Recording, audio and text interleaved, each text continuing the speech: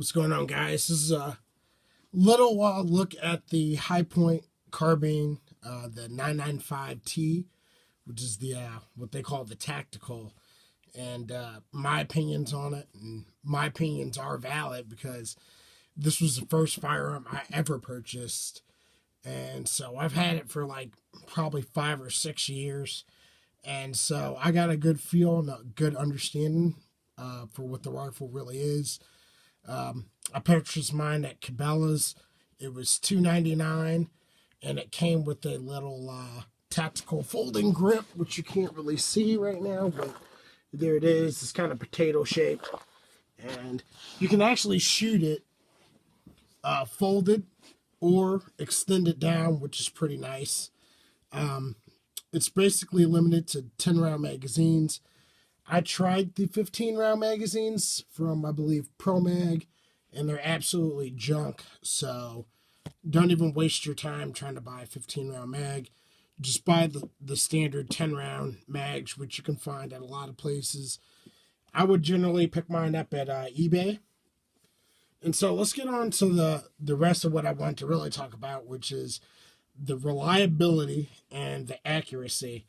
And so you got to give 2 thumbs up, basically, for both of those with this rifle.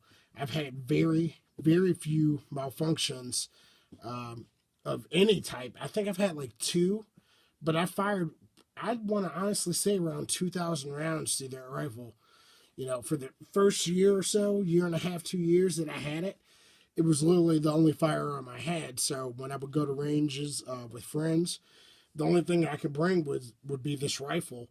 Some of them would have rifles, some of them would have pistols, and I could shoot this thing on both sides, and it was all good.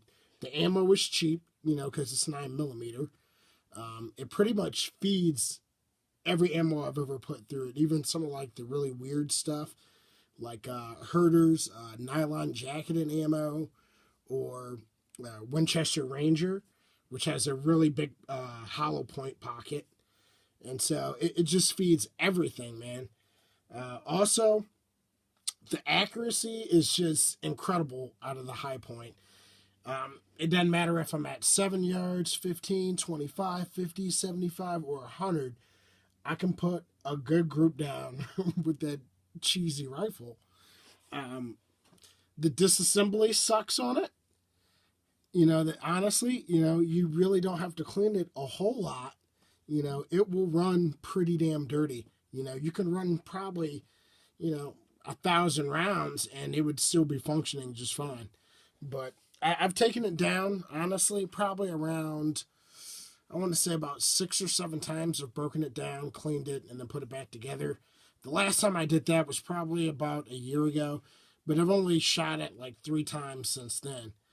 I actually went on a recent range trip with a friend who had called me, who he just purchased a Smith & Wesson M&P 15, one of the older models, but it's a fine rifle.